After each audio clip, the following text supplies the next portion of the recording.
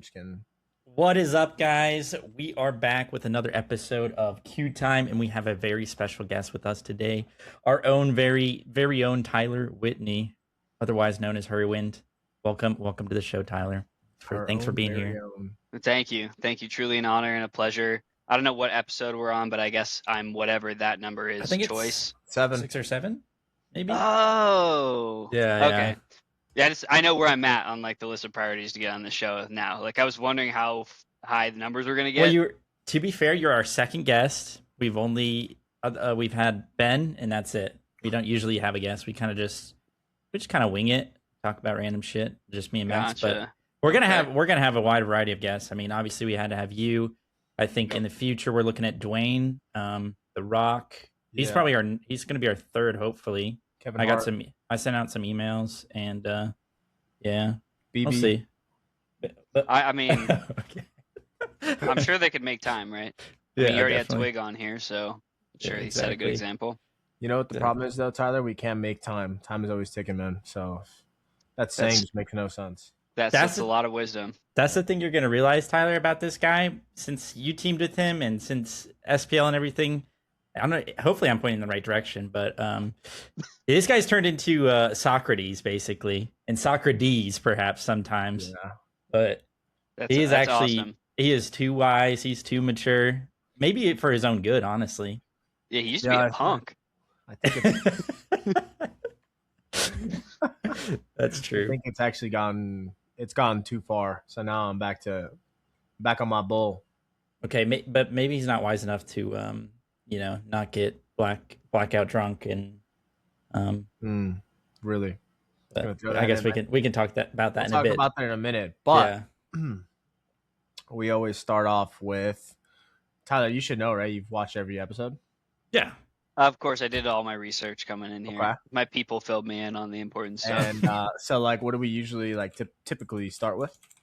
I think you guys just usually talk about nothing for about 30 minutes. That's usually skip past 30 minutes. Check the analytics at just 100 people just skipped right there because they just trust me so much. No, I don't know. You guys, I feel like you guys talk about real life stuff, and you guys talk about like some like reminiscing like Smite stuff, and then maybe just some topics of the day kind of stuff. This isn't that is good. What I was asking, but that was a pretty good understanding. Yeah. But yeah, you were right. My guy just helped me out with that, so okay, got it. I thought you were talking to your fucking walls. No, we always start the episode with wins. A win for the week. So I know you're making a little bit of a weird face because you weren't prepared for it, but a few weeks after we had begun the pod, I wanted to do like a win for the week every week because I think it's always good to celebrate any victory and to acknowledge that you're doing something. So to give you like an example, the win does not have to be something super big. It could be something as small as, I haven't done something for a long time and I just did it this week, and that was, that felt like a win to me. Or it could be big. I had a big deal or won a big thing, whatever it could be. So I'll begin because Alec began last week, but my win for the week is following actually last week's win. I've been on like a big biking kick, Tyler. You probably don't know, but recently I've started biking again. And last week, Monday through Friday, I actually biked to work and woke up early and was like kind of on my shit. So that was a big win for me, and I'm going to try and continue week after week to keep biking to work and kind of staying more and more active. So that would be my biggest win. So every day I was able to bike to work. Nice. Good Very shit. nice. W. Before I give mine, give Tyler a little bit to think as well. I wanted to say have you noticed like when biking, I see kids all the time now. They have like the electric bikes, like they don't even pedal. Yeah. And I'm like, kind of defeats the whole purpose. I feel like they're literally just driving around basically. Kids these days. It depends on what they're using it for, right? Like if they have to like go 5 miles to work and yeah. I mean like it's kids, a tiring like job. like little teenagers and stuff are just, and they're on like the sidewalks and they go like 40 miles per hour. I'm like, surely this is not safe, especially in Georgia. But It can't be but worse yeah, than the people on the roads. It's training yeah, them early, as far as I'm concerned. well, that's true. Yeah. I guess we're getting used to it. Anyway, my win for this week, it's actually a little bit related to the last one. I guess it's the same thing because we ended up continuing to work on it. Piper, our horse, we actually fully finished her pen today. So we got like the enclosure built, like we put all of it together, put tarp over it, made like a window for her. Like we put some posts down to actually like put some concrete in and keep it like nice and safe and everything like that. And it looks really good. And we basically finished it and she's moving in. She's like, they have to like get used to it. So they only spend a bit of time in there before they like fully move in over like a week. But yeah, so we fully finished that. Bria's super happy about it. Took us a while and it cost a lot of money, but yeah, it's nice. It's finally done, right? Nice. Yeah. Yeah. And when you say it takes a while, is it like, does she have a pen now? Yeah, she does. So there's like a bunch of horses at Bria's work, and they're getting some new ones. So they needed more room. So because we own the horse, we were like, okay, well, we'll just make one on the land that Piper can stay in, and then so those new horses can move into some of the older ones. So gotcha. So you like take her to the new one to like acclimate her a little bit, but then she goes back to the other one for the time being. Yeah, it's like if you get a pet, like you don't want to like just throw them into the water and everything, So yeah, that's what I was saying. Like if you get a fish, you have to like put the bag in the water. Yeah, right? Exactly. Or when you catch a fish, you don't just throw him back in. Although I did see a video the other day of a little kid. They were like, oh, okay, put the fish back in. And the kid literally took the fish and threw it, and it hit the railing, and it made like a cartoon noise. I don't know. Hopefully somebody has seen that, but it was good. What does cleaning a pen, like, what does that actually entail? Because, like, I assume most people are not going to know, like, or like what you're saying, like, what did all of that actually, like, entail? Like, what's the hard work? There was just a dirt area, part of, like, the farm. And it had, like, some old fencing around it, but nothing really structurally sound. So we basically had to fill I think it's called like, was it like N92 or something like that? Some sand that's basically like gravel. So we had to put a bunch of dirt, like actual sand down, and then we put some gravel down and like leveled it all. Then we had to like fix up the fencing because a lot of it was broken. And then the actual enclosure, it's like this kind of thing, kind of like a tent, but I guess a little bit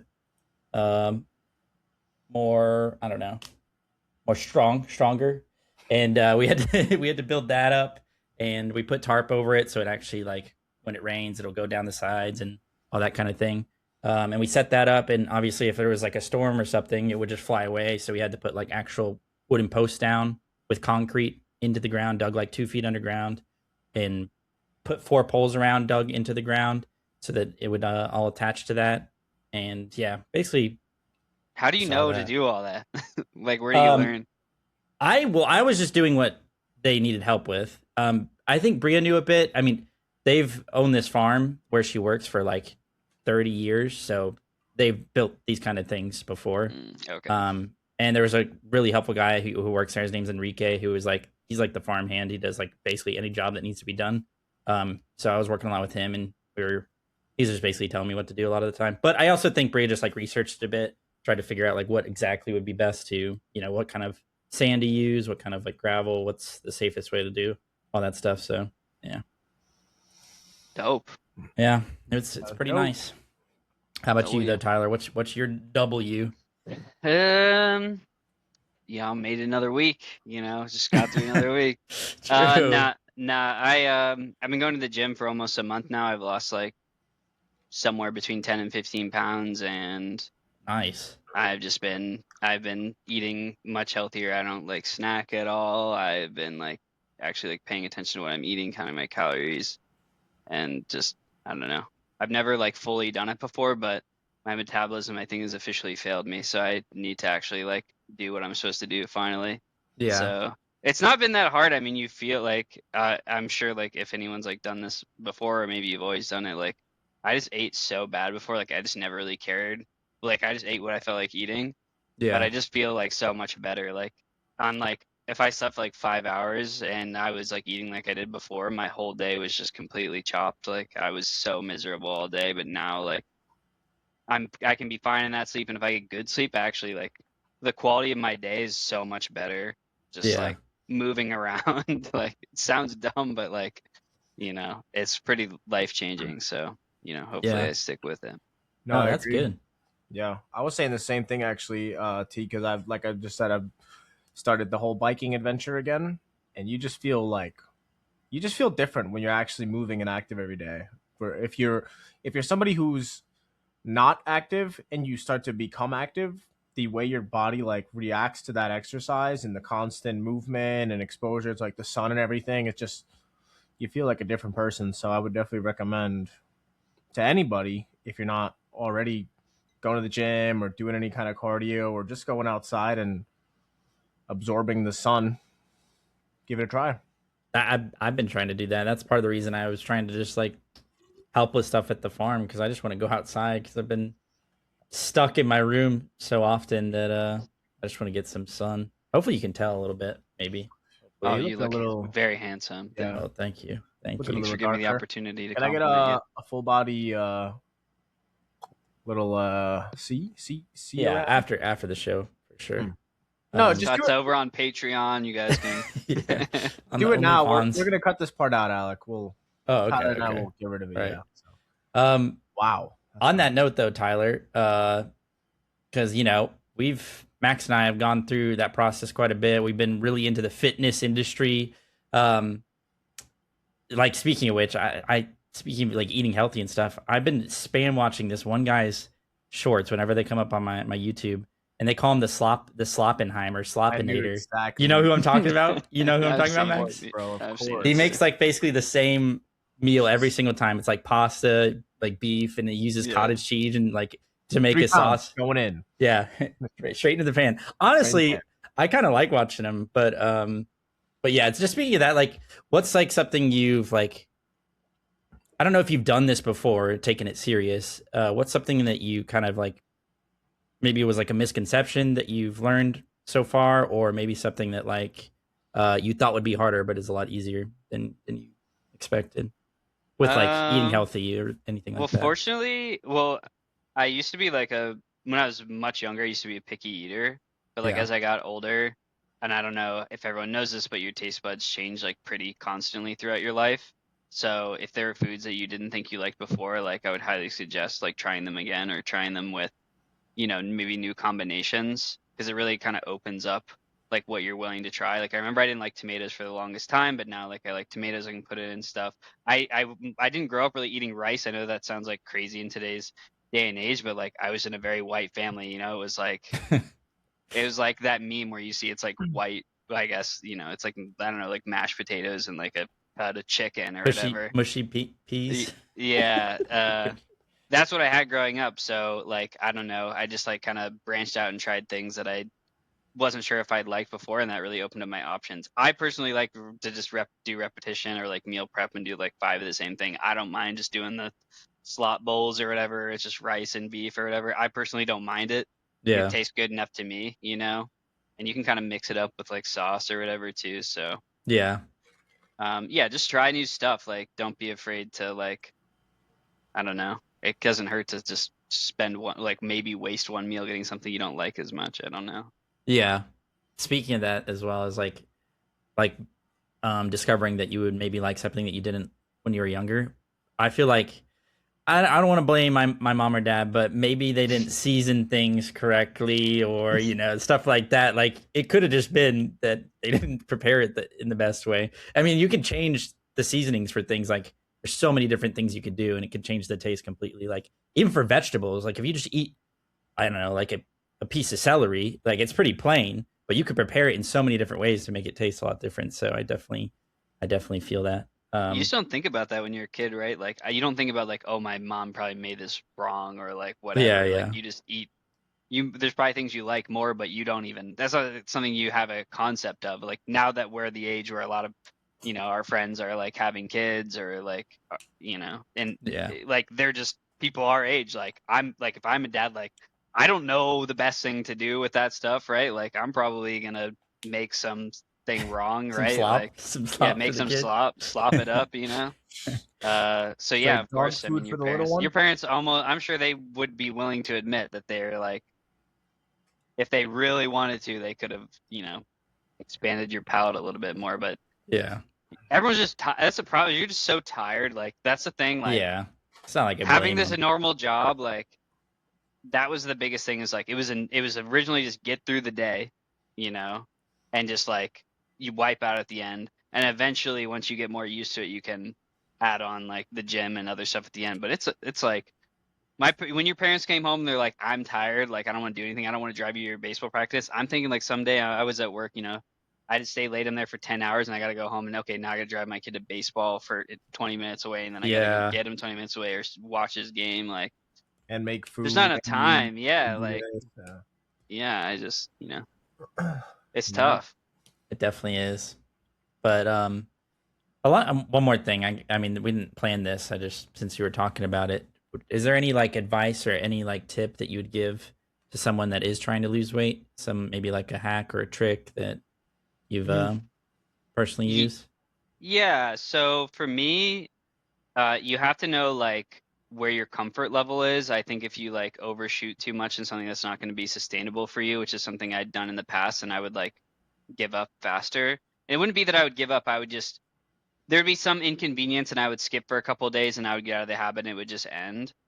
I think you really need to have like the right mindset of like how am I going to do this and make myself like continue to do it. Like if you only feel like you can do a few sets that day, like just go do the few sets, you know what I mean? Yeah, Like for me that was my biggest problem in like giving up before, and it's why I think I'll stick to it now is like I'm not afraid. Like okay, if I'm running and I'm so miserable, it's like okay, yeah, I'm supposed to run the full mile, but like I don't want to have to think that it's going to be this horrible every time. Like, just stop after 3/4 of a mile. It's like not that big of a deal, right? Like, the yeah, consistency matters way more. Like, I go to this gym that's worse for me personally. That's at my apartment complex because it's right there, and I know I'll go because it's literally right there.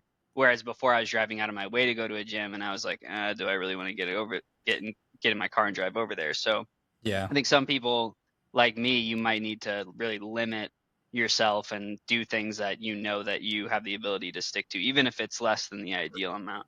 yeah. The consistency is kind of like the overall like if you only run like 3/4 of a mile today, but then tomorrow you have a little bit more energy and you're able to do a little bit more. It kind of like averages out, and even if you can't, like it's still like just even doing anything is going to be helpful and good for you. Something I've always said when people are like trying to lose weight is I feel like there's four things that people don't realize that add so many like calories and extra things, and it's sodas. So if you don't drink like diet soda, like just drinking sugary soda is bad. Um, Sauces, dude, sauces add so many calories, especially like the heavier ones, like like ranch or like the sugary ones, like barbecue sauce, stuff like that. Mayo. Yeah, mayo, like that can add so much. So if you just like substitute those for like diet soda and then like lower fat versions of sauces, because they still taste good. I mean, they don't taste as good, of course, because fat tastes good, but that could be helpful. And then oils as well. Like you can just like put so much oil in certain like dishes that you make, and it can just add so many. Um, and there was a fourth one, but I forgot because I'm stupid. So, but yeah, It's hopefully, fair. Stupid Alec. yeah. But if you just like go for the lower fat or like the diet versions, a lot of those, and it can help out a lot. And you don't even really have to change your diet that much. Like you could eat the same stuff with just like diet versions, basically of it. But yeah. Anyway, bit of Yeah, a tangent. I think That's good. I think honestly, like as stupid as it may sound, like people really just choose to overcomplicate a lot of things in life, and losing weight or getting into better shape is always at the forefront of this. People are like, "Oh, I can't because this and that." And it's like, dude, if you just paid attention to what you did in a week and broke it down by day and eliminated even a couple things over the span of like 6 months, you'd have a completely different lifestyle and body and shape or whatever your goal might be. But it's like people think that it's so difficult because I need to eat chicken and rice 8 times a day and I need to go do 20 sets at the gym. And it's like realistically, you don't need to do any of that crap. And most of the food you eat, if you just change it to healthier variants or just pay more attention to what you eat when you eat it, you'll lose weight or gain muscle in no time. So Yeah. it's not actually as difficult It's It's kind of made I would out say to it's be. not complex, but it can be difficult for people. Like it can be hard to, you know, it not difficult in the sense that you like there's too much going on. It's just difficult like for some people to, you know, make that change and really commit and get out of like a bad spot. Like if you're in a Well, Yeah, everyone has to yes get and no. motivated by something, like ultimately, right? Like something has to motivate you to change. So I feel like a yeah. lot of people will like, they'll just have some enlightening moment, where they're just like, okay, I I Yeah. don't have to know. start doing this. I think that while I agree that you need to have some kind of motivation or like something that pushes you, a lot of times that's just like a high that you can only ride for so long. And if you choose to go and do something that you don't actually enjoy doing, so a lot of people, for instance, like the New Year's resolutioners, are like watch some gym videos and they go to the gym January, but maybe they're not a gym person. And there's a lot of my point more so is that there's a lot of different things you can do very easily to still be able to get into better shape or even just get Yeah, yeah. healthier. Period. It doesn't I have agree to with that, be yeah. one narrow lane that. Yeah, well, I think maybe really how I would translate that is like ultimately you still need something that is going to like, okay, maybe New Year's coming around, you're like, okay, I'm gonna make this New Year's resolution, but you need to actually sit there and think like, what is something that I will actually like doing that Yeah. will accomplish what I'm looking to do. So that way I will keep doing it, right? Like what you're saying. Yeah. Yeah. And most of the time, well, in my experience at least, is like whenever you get into these, I'll do it later or I'm gonna go later. I usually this one I'm locked in. I just get up and stop what I'm doing right then and there if I'm not at work. Like if I'm like, I might cue another game of Deadlock and then I'll go. If I'm really like that, I just stop. I just get out of my chair and like the second you Yeah. actually physically get up and stop doing what you're doing, it becomes a lot easier to go and do the workout or go and cook or do whatever you wanted to do. But a lot of times we're just so glued to our chairs or like glued to whatever we're doing that we start to procrastinate and then we never end up doing it. Yeah. My biggest advice is just get up and get your feet out the door. Once you're out the door, you're not going to turn around. Yeah. The only reason I said that is I actually had this conversation with Lasbra. Everybody knows Lasbra, hopefully. Because he was really into fitness. He still is. I think he moved back to Denmark and he's going to school, I think, to be like a physical therapist.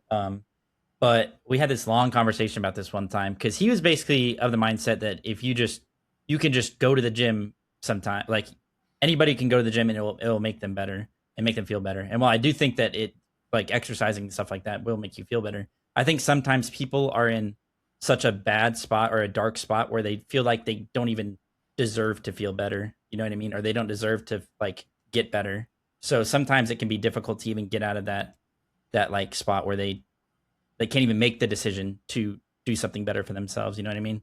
So that's the only reason I say that because I think sometimes it can be harder than just No one making that should feel decision. bad for their situation, and like, I mean, everyone has a completely unique situation on life. Like, I don't Yeah, think you should ever simplify it like just go. There's nothing, But yeah, also yeah, like sometimes people need motivated in different ways. Like I've definitely had like I've times in the past where like I kind of show a little resistance to doing something, and like I needed someone to really be like please, like, really, like I would appreciate if you did this, and then okay, it pushes me over the edge. So I don't know. People get motivated in different ways. People are limited in different ways. I mean, have obviously sympathy for your fellow human, but like ultimately, you got to do something if you yeah, want to feel better. I mean, everyone has different goals, but I would. This is my personal recommendation. I would recommend taking the effort to do it. I think it helps a lot with like depression and things like that too. I mean, our bodies are wired to move around, so when you don't do it, your body, in your brain, I think to me personally, it's very obvious like difference and like just even how I'm thinking about things. yeah. So. Yeah. Oh, also, before we move on, actually, I mean, we can move on from this, but we didn't mention some of the wins from some of the people who commented on last episode. So I Oh wanted yeah. to. There's only a couple people who even commented on this one, but a big win from Rezinik was using a pole chainsaw to trim a mulberry tree next to his driveway. And he said that he was mostly successful in getting the branches that would just rain shit down and weren't within reach for salvaging. But he busted the oil tank on the saw near the end, so he's gonna have to repair that because he borrowed a chain. Unlucky. But That's okay. You Well, went out that's of cool. yeah, That's cool. out of New your thing to comfort go zone, out and do. and you did it. So that's dope. And then John Fox said his W is finding out that you are with a horse girl, Alec, and I like Chandler's Wildlife. So Oh, nice. True. He might be just like a nature fan if he likes horses yeah, and then also yeah, likes. I'm sure he just is into the outdoor stuff. Um, speaking of, I've already said speaking of like 4 times this episode, Yeah, but you love speaking of, your favorite thing. you're like LeBron. You say whatever the case may be. So we Editor, both cut that. we both have our vices, Phrases? but Vices, it's a big one. yeah. Speaking of improving our health and good habits and stuff like that, Max, what did you do last night? Yeah, I figured we could cover that part, but right on topic, huh? So yesterday, it was one of my best friend's girlfriend's birthday. She's also one of my best friends, but well, the birthday was on Wednesday, but the celebration was yesterday, and I pre-gamed too hard, and I've realized that as I get older and I drink less and less frequently, that it's a really it really hits harder than I thought. So I had around, I want to say we had a drink, like it's a new thing called a mom water. I don't know if you guys heard of these things, but Nope. it was literally, it tasted like straight up water, Okay. but it was 5%, I think. So it's like a beer. Let's just call it a beer. So I had a drink, and then we had a couple shots. I want to say probably like over the span of maybe like 2 hours, maybe five, maybe six at the most, and it just, I don't know. Vodka, right? Yeah, shots of vodka, and it just took control, and I was like, I was really fucked up. No, super. But in my defense, I'm not like if I get to that level of drunk, and I don't know about you guys, but some people can be disastrous. Some people start to instigate and do different things. Like, I'm always just in my own head, like trying to recalibrate and make sure that I don't do anything stupid, because Yeah. I'm obviously very aware that I'm with a big group of people, so I don't want to impact their night because I'm the one who fucked up, and I don't want to kind of burden them with my presence because I hate being around drunk people. Yeah. Like, Yeah. I hate being around arrogant, ignorant people who are drunk and just acting a fool and being stupid, and it's like, grow up, right? Even though I was in that position yesterday. So I kind of had to lock in for the Uber ride because it hit me stupid hard. But I didn't throw up in the Uber. I didn't throw up outside the window or anything. I was just like, bro, I was like a dog. My whole head and body was out the window trying to get some fresh air because it was really hot. And then when we had gotten out of the Uber and walked to the restaurant, I had to walk down a giant ass flight of stairs to get to the bathroom, no. which I did. Locked in for that. Made it all the way down. Then I got in the bathroom and just had to like lay there for a second because I was super fucked. And then I had to come all the way back up this giant flight of stairs. And then luckily enough, my girlfriend drove her car. I took the train. So she was super mad at me, super pissed that I was drunk. And I was like, let's just go home. So we ended up not even eating dinner. It's like this dope ass spot in the city. I was super excited for it the whole day. And I ruined my night and my girlfriend's night because she drove me home. So yeah. Damn. I don't know what put you on blast. There's no, yeah, and there's no, I mean, Damn, Unc. Come on, bro. Pretty much, yeah. So the whole morning I've been up since like hang. 6:15, I think, just in and out of the bathroom, just trying to like not sober up, but recover. I'm not hungover, but I do feel like pretty crappy. But I was telling Alec, we had got up and went to go get some Chick-fil-A, so that was like my meal that has kind of made me feel a lot better. But I'm in like a lull right now. I'm very slow. So yeah, so that was my night. The normal? And, Slower than normal? Slower than Yeah, normal. not too much okay. different, sounds like. Yeah. But Yeah. So I don't know. The message, there should be some kind of message here, and it's don't drink. It's literally poison. Poison that poisons your body and will kill you. come on, You do just drink. some occasional social drinking is fine. Yeah. Social in drinking is moderation. fine, but just drink in moderation. And if you're getting older, like we are, you're not your body is not what it was 10 years ago, and really be cognitive of where you are after you take each drink, because sometimes you need to stand up, walk around, let that shit hit you, because when you're on 2, you might actually feel like you're on 5, and then that way you don't get to 5 and be like me from yesterday. So Yeah. You Did gotta you just- unleash the beast sometimes, though. Surely. Nah, Isn't there a beast within you that needs unleashed? no, I wouldn't say No, so. he's dead. No. The soul of beast the is beast dead. is There's dead. definitely an alpha within Rest in him. peace. Yeah, There's a wolf inside him, I think. Yeah. Did you just lay right on the bathroom floor? Was it a public bathroom, Max? Luckily enough, it was a like single bathroom. I don't know what the name for that is, but it's like, only one person at a time. Yeah. So I walked in there. I was like, I need to try and yak or something to like reset. So I laid there, fucking passed out pretty much for like 10 minutes. And my friend came over the door. He started knocking. He's like, "Yo, open the door. It's me." I'm like, "I'm good." Did you not try and puke and rally?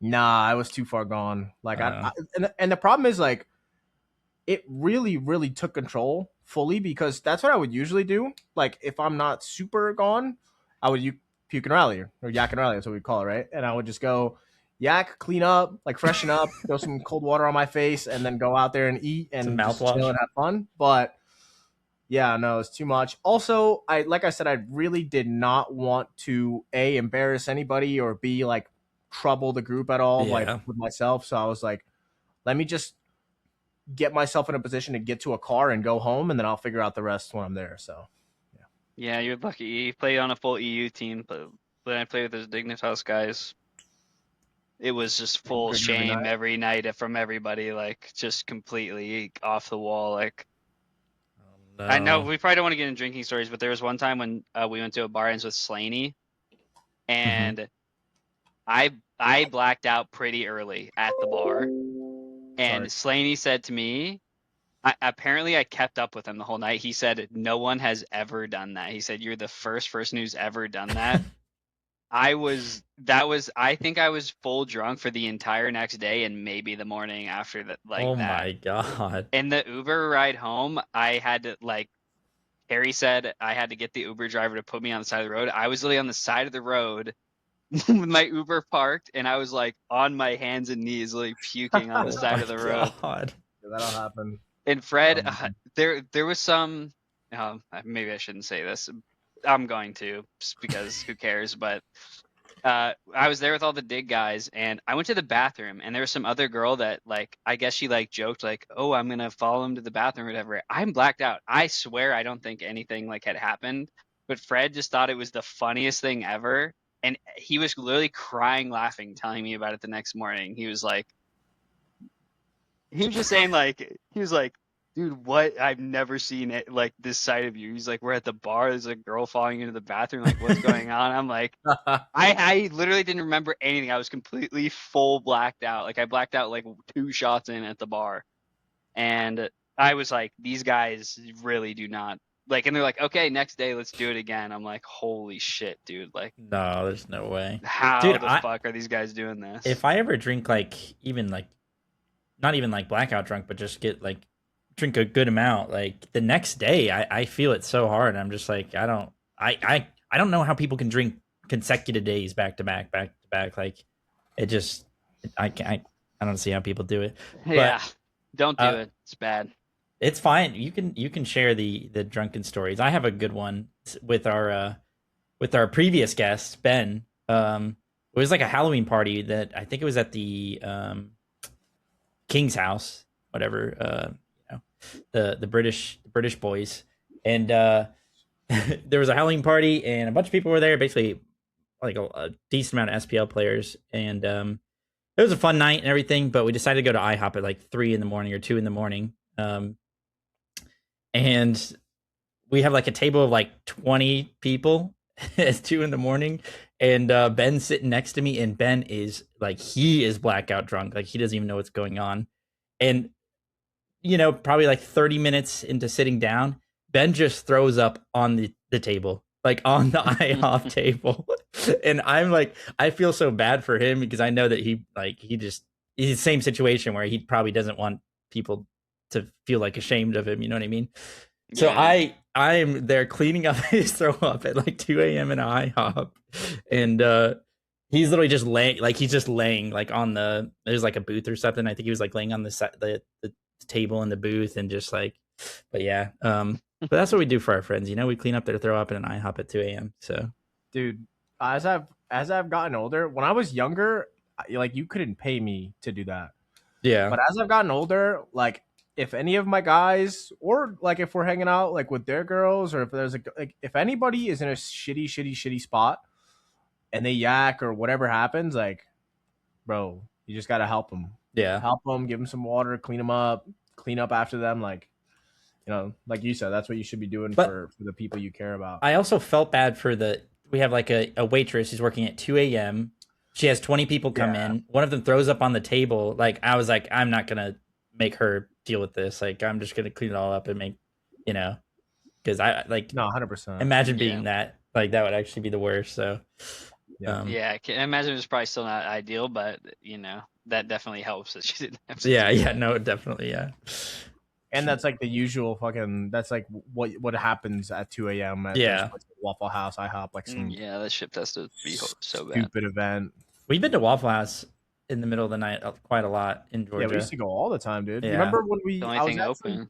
Yeah. I was actually just telling my guys like because we were talking about tipping because we Oh, know God. like we know some people who don't tip like that much, right? Yeah. Or they don't like I don't know. Some people just don't care to tip for whatever reason.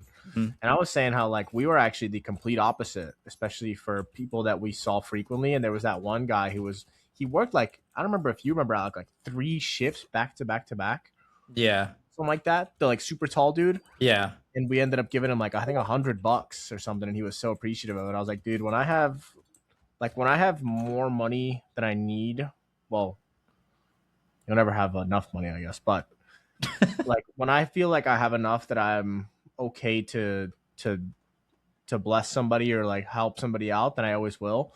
Yeah. And we tipped that guy $100, and then the Brooklyn Joe's guy, Oh yeah, young yeah. kid, yeah, that Yeah. was super dope too. So I don't know, man. I feel like if you're in a position in life where you can help somebody out, then you should be very grateful and blessed to be there and do it. Not Yeah. saying you should give all your money away, but When people protest tipping by fucking over the waiter or waitress by not tipping, I think that's so silly. Like if you have a problem with the system, then like surely do something else, like yeah, to maybe make a change about it, but don't ruin the person who served you and relies on that money to even make a living. Like that's Yeah, it's just a lack of. Yeah. I just always think that it's exactly that. It's a little bit of a lack of empathy. Like I honestly, as I've gotten older, I think the system is bad and needs like reworked. Like yeah, I do think it could be I better. don't know how they're gonna do that, especially now that there's like the no tax on tips thing and stuff. So people probably like that. They probably like doing service work more when they have stuff like that. But I mean, it's just so crazy to think like, okay, I know that person's making no money, but I don't like the system, so I'm just gonna Yeah. Fuck go over. and make them wait on me, and then just, not. it's I mean, crazy. it works that way, right? So like, if you go out, like, it works that way. So Yeah. you're like making a choice to just say like, you're not making any difference. You're just screwing over that one particular person who's Yeah, working there, exactly. and those are like typically not easy jobs. They're pretty high stress. You deal with like shitty people all day. Like, imagine you go and then you come home and it's like, I got 4 tables and like 2 of the people just like tables are like collective groups that just like literally like don't tip. Like you just Yeah. made like complete minimum wage for a horrible night. And I guess of course going into it that can happen too. So I guess you can make that argument as well. But The- I would feel so bad. Like that's why I don't understand. Like how do you not feel horrible like in that situation to just I mean, it's not even just minimum wage because you you get paid way less. you get because paid you're less. supposed to get well, tipped. your employer has to cover the difference if you Oh, don't okay. make minimum wage. That's Oh, like I see, how I it's see, okay. that's how it's legal. Yeah. Okay. Because I But remember like that like never happens. But like I mean, it can. Yeah. It's not completely unheard of. But Yeah. yeah, that's how it works. I remember when I worked at my uncle's restaurant, everybody made like $4 an hour, but it was a nice restaurant and there was tip sharing. So if somebody did get fucked over, it probably would get compensated by somebody, tipping way more than they should have or needed to. And then Yeah. so that it worked out there at least. But I know a lot of places don't do tip sharing. Like so if you just happen to get really unlucky one night and get like, maybe like 10 French people, 10 French tables.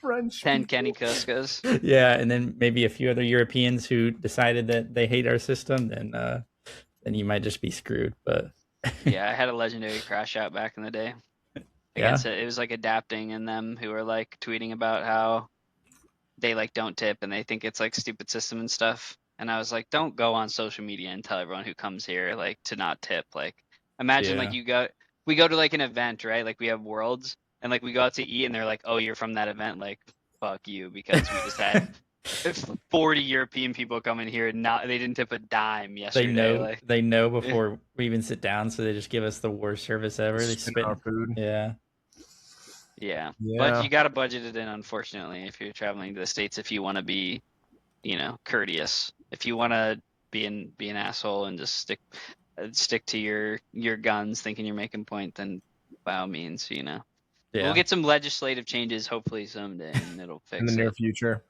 they won't happen, by the way. But yeah, Yeah. it's a shitty system for sure. But kind of moving into just I wanted to catch up with Tyler. I know you and Alec have kind of been hanging out in person and stuff, and you've definitely kept in touch with Alec, like more so than I kept in touch with you. So, and for anybody else, because you haven't really been too active on media or anything, you've like really kind of taken a step away from the whole gaming scene, as have I. But uh, like, tell everyone and fill me in as well. Like, what do you do? How do you like it? How'd you get into it? And like, kind of, what's your long term goals, or where do you see yourself So wait, 5 10 where years do you from want now? me to start? Oh, what do you do right now? So like, where do you work? Okay.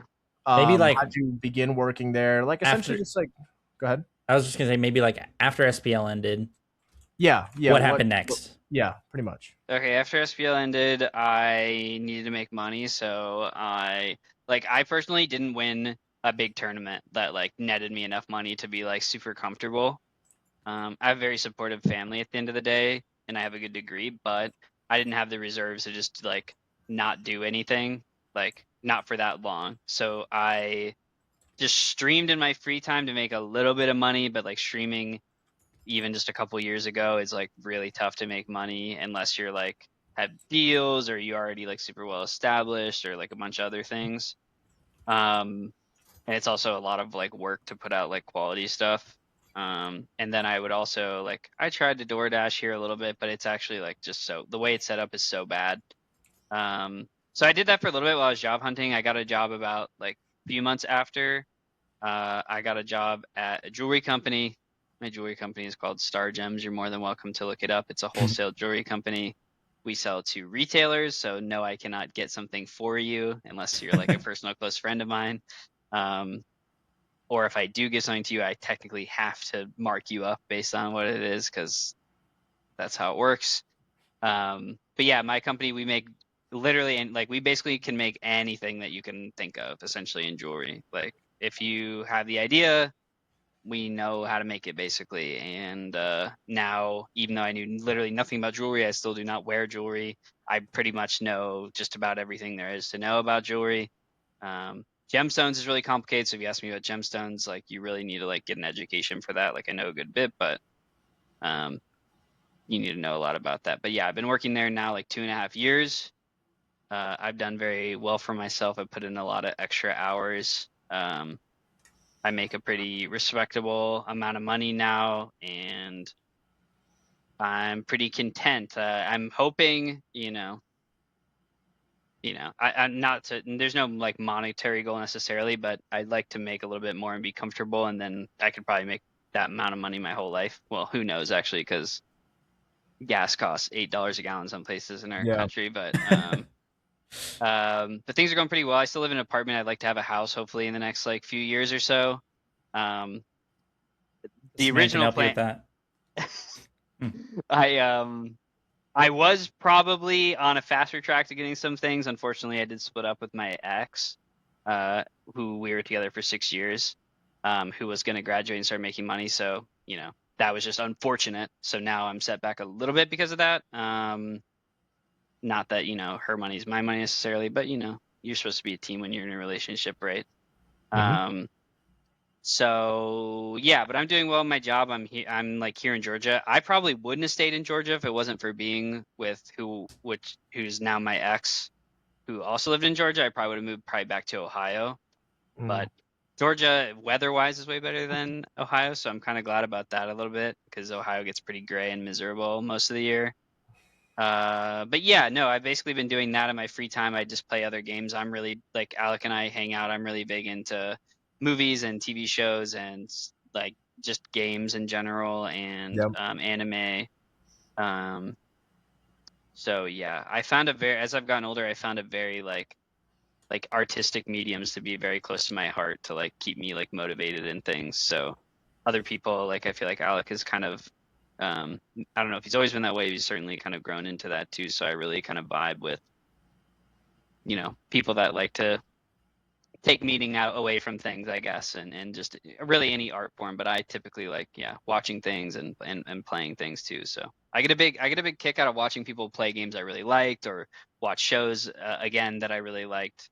I don't know if that's strange or if other people like doing it. I know React content is really big on like YouTube and stuff, so I Super imagine big. I'm not alone Yeah. in that. So yeah, that's mostly how I spend my time. I used to obviously spend more time with like my ex and stuff. Now I have to kind of fill my days a little bit more. So I'm hoping to join maybe like a sports club or something, but it's kind of hard to find stuff to do these days at our age, I feel like. I mean, I'm 31, so I'm a bit older than you guys too, but it's tough. It's Yeah. tough in terms of finding like fulfilling things to do with your time that are also convenient. So, Two but things.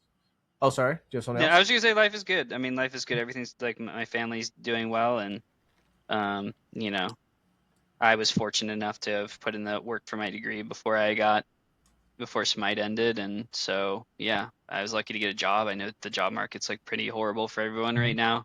I just took the first decent thing. I had really no idea what I was doing or getting into, but fortunately, they had enough patience there to kind of teach me the ropes, and now I'm doing well. That's awesome. Congratulations on the success. That's super dope. I'm happy for you. How did you get into the like? Was it just like an Indeed like application, or did somebody put you on, or Yeah, that's a like good kind of question. get it? How did you even kind of fall into this industry? Yeah, so I'm gonna try to expedite this rant here, but yeah, it was Indeed actually, and it was only 15 minutes away from me. So I was like, even if it sucks, it's really close by. I went to the interview, I had like a suit on. The guy's Hmm. asking me about like CAD software. I did some stuff in college, but like whatever, and I'm just like, you tell the person what you want to hear because you want the job, right? And I was so concerned. I was like, in my mind, I was like, I'm gonna have to do all this technical stuff. I have no idea what I'm doing. Like, hopefully, I can just figure it out when I get there.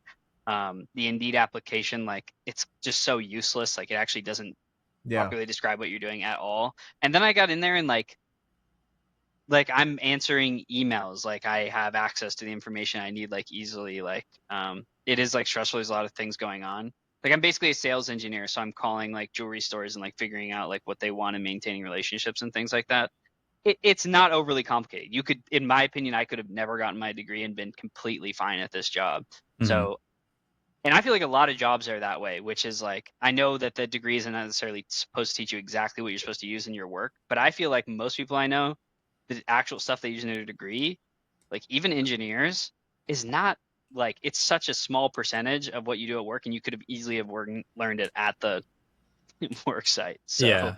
um, I think a but lot of yeah, time it's just proof that you are able to learn Committed. a job or Yeah. like a task or something like that. Yeah, Yeah. yeah, I do think that's important. I mean, obviously they have to decide somehow who's going to be like Yeah. worth like putting time into. So I understand that. It's just I'm always like, man, I learned all this stuff. It was so hard. Like Yeah. I was so stressed. Like I studied like 6 hours for a test and get a C on it, and I'm Mhm. like, didn't need it at all, which is, Yeah. I mean, Yeah. it's fine.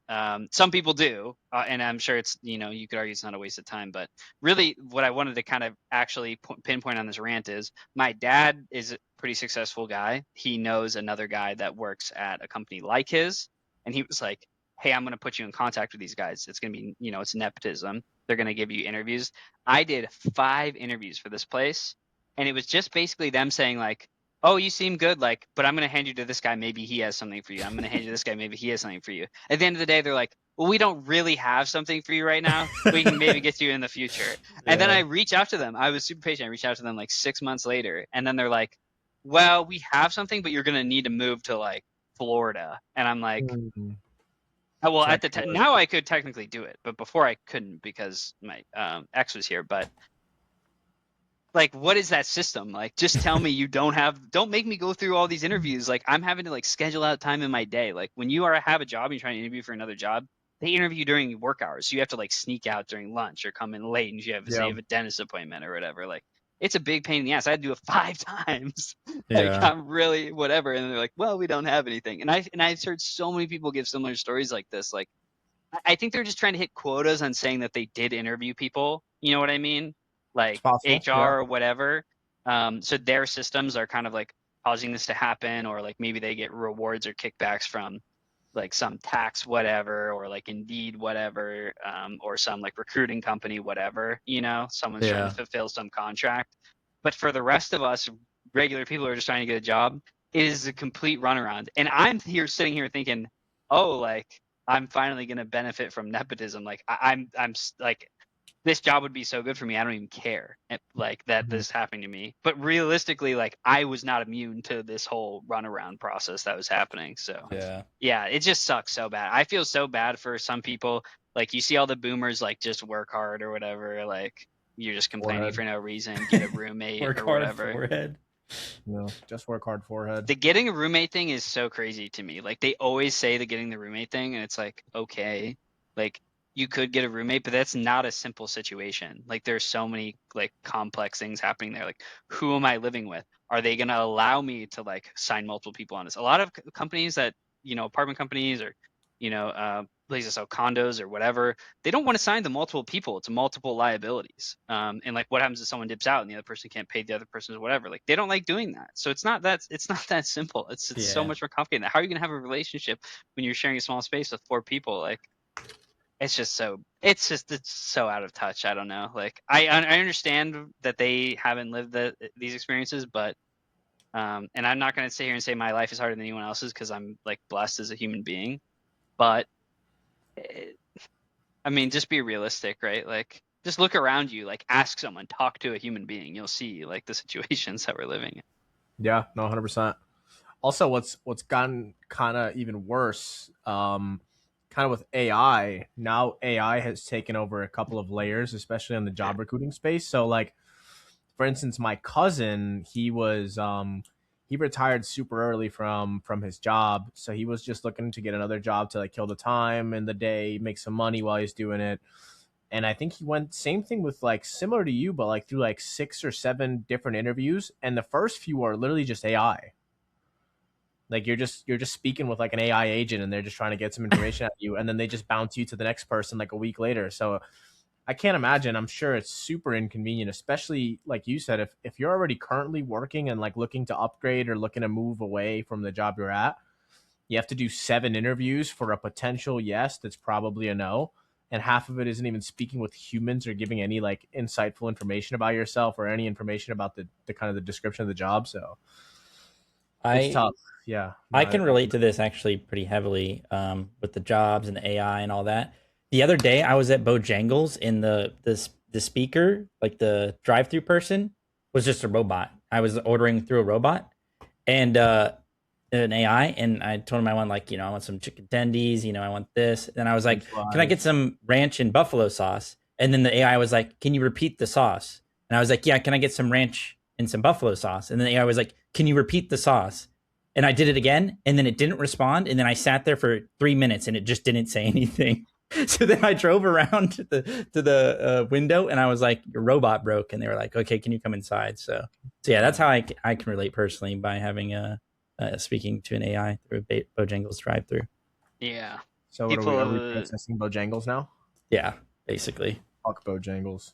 I mean, honestly, it's not even it. Everything else is better. It's just like a fried chicken place, like a Zaxby's or a Guthrie's. Guthrie's is good. Zaxby's is good. Yeah. But yeah, I mean, speaking about your J word, Tyler, I mean, we've talked about it a lot in private and everything, but I mean, I haven't talked to you about this specifically. We talked to Ben about it a bit because I don't know if it was like an article or some study or something, but apparently people are saying that like former esports pros are actually really good at real J words. Like they're actually like Dude, pretty stop prepared. calling it a J word. Yeah, Bro. yeah, So I no, wonder, what do you think about that? yeah, I think the skills are unironically almost directly transmissible. Mm-hmm. I think for like depending on who's interviewing you, they will or will not like entertain you on this notion. But like when I've talked to my dad about it, and like I remember I used to say like, oh, this is going on with my team, and like, okay, it's I'm gonna have to find a new team, and these are some of like the issues that I was running with too on my old teams. He's like, that literally sounds like my job. That's what he said. It sounds exactly like my job. He's like, yeah, like I mean, you're dealing with a human being still at the end of the day, and you're doing something extremely competitive. So you're getting the worst side of everybody, like just naturally, because everyone is like your job is on the line all the time. Like even if you shit it up in practice for 2 weeks, people are gonna be saying stuff like about like, can we keep this guy around? Like there's a certain level of like performance expectation that's there, and you need to know how to problem solve that with yourself, and you know how to communicate with your team when stuff like that's going on or when it's happening to someone else and they're underperforming. People are like difficult, they don't necessarily communicate really well. I think communication is one thing that is like really really really big, is like a lot of people like my coworkers are actually like genuinely like very good at their jobs.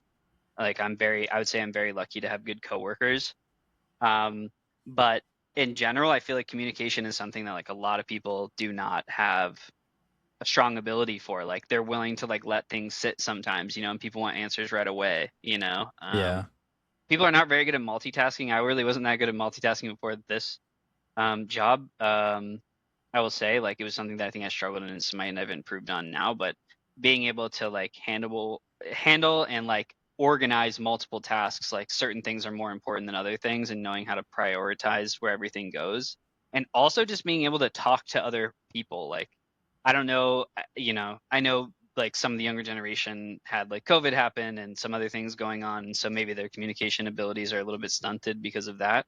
But I find that it's really easy to like talk to people and like keep it leisurely, just because like we did like interview practice, like we talked in front of like big like crowds, and like had to give like speeches and stuff, and like obviously joke about it. It's like some people weren't great, but if you took that stuff seriously, I mean that was really good practice for like how things kind of play out in the real world and like presenting yourself in a positive way. I mean, this is one thing, and this is like maybe good or bad advice. I think I'm very good at my job. I'm very productive. But at the end of the day, the thing that actually like matters for your own success is if everyone else thinks you're doing something important or like Yeah. being productive. That's one thing. Like I would have I had a week where I was like there super late every day, but like my boss didn't necessarily see me or know what I was doing. And like I had a bonus that month that was like not very good, and I was like, what the hell, I did all this stuff, but like he's not looking at every little thing I'm doing, right? So you kind of have to make yourself known. Like you need to explain to people sometimes. And it's might I feel like sometimes that's a little bit the case too. Like, there's players out there like Paul, who's obviously a super fantastic player, but the way he plays, he's always going to look really good. But you kind of have to exemplify, and like there were things that I was good at that weren't necessarily super flashy things, you know? And Yeah. you have to make people appreciate those things, or they're not going to value you. Like they have to understand it's important. Like they're not actively thinking about if you are doing everything you're supposed to do or like helping them out. So yeah, I mean, like when I say directly transmissible, I think everything I learned from being a professional player is actually extremely relevant to my job. My job is like, I would say my job is extremely stressful a lot of the times. There's a lot of things going on. But if I tried to jump into this without doing Pro Smite first, I think I probably would have quit. I think I would have been completely overwhelmed. So yeah, I mean, it doesn't surprise me at all. I think we could probably name the people, in the Smite community, not to like put bad on anyone's name. You could probably name the people that you think may struggle with the Yeah. J word, as Alex gonna call it for whatever reason. Yeah. But I think the vast majority of people that I play with, like, I think they'll do very well if they apply themselves. Okay. Yeah, that's fair. I feel like it definitely makes sense. Like there's just so much that goes into being a professional player, and like just even the teamwork aspect of it. I mean, most jobs you're going to have to be working with a lot of other people, and it, probably the stakes aren't going to be as high in a way as like a competitive game. Like like there might be more important things going on, but like the stakes of being in a competitive game are like they're really really stressful, and like you're relying on people, like you are trusting your team. Like there's a lot of trust that you put into your teammates and the people you're working with, and I feel like a lot of it is definitely transferable. Although I wouldn't know because I don't actually have a real J word. But yeah, I mean, you kind of talked about it a little bit, but what's something that I asked this to Ben as well? What's something that surprised you about working a real J word versus being a Smite pro player? You're so pissed that I'm saying that. It's like Yeah, surprised me. I mentioned it before, but I was surprised how tired I was. Like, even though like I'm sitting down all day, like just like mentally with everything going on. Yeah. I was surprised. I thought I didn't like this is gonna be different depending on what job you're at, but I have like a lot of freedom. Like people really want people that can handle stuff and take care of problems so that they never have to see them. Like I feel like my boss or bosses are way happier when I just solve a problem by myself, even if maybe it wasn't the optimal solution, so they never need to see it. Like, Yeah. in my mind, I'm always like, is what I did the right thing? Like, I'm always like, can I say that? Am I allowed to tell them this? Am I allowed to handle this problem myself? And the truth is, like, obviously inform yourself. And like, if you mess up, it's obviously going to come back to bite you. But I had to really get over that fear of like, am I doing the right thing? And just like people call and they ask a question and I'm pretty sure I know the answer. I'll just be like, yeah, do this. Or they're like, hey, can I talk to this person? I'm like, I can help you, and then I just tell them to the best of my ability what's going on. And then like if I don't know how to do something, I just tell the person on the phone like, hey, I don't know, I'm not gonna be able to help you with that, but I can get you to the right person. Yeah. And there's a lot of times like that where I'm like, and what can I say? What am I allowed to do? Like for some reason in my mind, working a real job, I was thinking, like I'm just so worried I'm gonna mess everything up. I'm doing something I'm not supposed to do. But Yeah. realistically, like the more you can like take on yourself and like handle yourself, the more valuable of a worker you are. I mean, think about it like this. If they got rid of you, all that stuff that you are now handling goes to someone else. That's how they're determining the value, right? Because all that stuff that you've been taking care of by yourself that you don't need anyone else's approval on goes to someone else. So the more stuff you pile up like that, the more valuable you are as a person. So I naturally over time took responsibilities that have made me more valuable and have led to me being able to make more money. And I know now when I talk to them, they're like, we don't want to lose this guy because now he does all this stuff. He created these systems. And without him, like he's the guy who did all that stuff. And he's very valuable to us now. So Yeah. you have to like create value for yourself and you have to have confidence to be able to like solve problems on your own and create systems to solve problems on your own. And that sounds like a lot of work, but to me, if I'm busy in the day doesn't suck as bad. Like it's Yeah. always I don't want to be so busy that I'm so stressed or like that I feel like I'm gonna have to stay late. But if I have something to do and it's something that I'm like feel confident at, like I'm not like loving it because it's still my job, but the day goes by a lot faster. So like if I worked a minimum wage job, regardless of the fact that I'd be making like way less money, it would suck so bad because I'm not being engaged in any way. It's so Yeah. boring. So yeah. We talked about it. I think you and I talked about it a little bit in private, but maybe we talked about it with Ben or Max and I talked. It was like there's a difference as well because you said you get tired, but do you feel like it's more like a physical tired? Because there was a sense when you were a pro where if you didn't perform in a week or you had an actual game, we had like a game day and you played bad, like there was a sense of stress and like I don't know, almost like the world is ending. You know what I mean? When that Nothing sort of thing compares to happened. that. Nothing Yeah. has compared to that in my life out of like, okay, we just lost Worlds, okay, or something. It doesn't even have to be Worlds. It could be literally a weekly game depending on like the situation. Like, oh, we needed to win this game to like skip the, to you know, qual or something. yeah, to Yeah. qualify or whatever. And it would just fuck me up for like the whole week. Like even if I wasn't actively thinking about it, like it would really depress me. Like I would go like I should have done this, I should have done that. Like why did I pick this character? Why did I let them pick this character? Like, why did I go for that play? Like, Yeah. Yeah, I genuinely, that is the word. It sounds so dramatic. That was, to me, in my entire life, like, I've gone through like a couple big breakups in my life. Like, not to say anything to those women in my life, obviously that sucked, but Yeah. when I lost a couple of the worlds that I lost, I I was like, my life is over. Like, how am I going to join a team? Everyone watched me. I sucked. Yeah. Like, maybe I'm being dramatic or whatever to myself, but like, I sucked. Like, this is what I do for my job. Who's going to pick me up on the next team? Like, then I'm like trying to network with people for the next like month, like, and it's just so like shady how I have to like talk to people or whatever and like feel people out. I remember I'm like, hey Mike, like, made a decision yet? Like, I think I'd be a really good asset. He's like, we're still working on it, man. And I'm like, I'm really not trying to be annoying, but like, We'll I keep need in you to touch, decide because I need a team somewhere. Yeah. We'll let you know. You would say there's nothing in your work or anything that feels like that? Maybe, like, do you think if you, not to put this out there, but let's say you were to be fired from a job and they were like, we're firing you because you just sucked at your job. Like, do you think that would feel the same, or do you still think it wouldn't compare? I think in the job they're invested in you in a more like notable way. Like, and I would say in like a career like job, like not a part-time job maybe where they can like replace you and train someone relatively quickly, but where it's going to be serious time for them to replace you. They're almost exclusively never, unless the company is like running into some other troubles, just going to let you go without any kind of warning. It obviously it can happen. I'm not saying it can't happen because I'm sure it's happened to many people, but for the most part, a company is going to try to salvage you or figure out what's going on first. It's like Yeah, yeah, no one wants to train someone else for for 6 months, right? yeah, They'd much rather try to fix you once you're like kind of indebted to the company a little bit, or what's going on. So no, I mean it can happen, right? Like getting fired out of the blue, or like because I like did something wrong or like made a big mistake, could still potentially happen, but it's way less likely. And I feel like in the competitive game, it's like you're talking about split second decisions that yeah. ruin everything, right? True.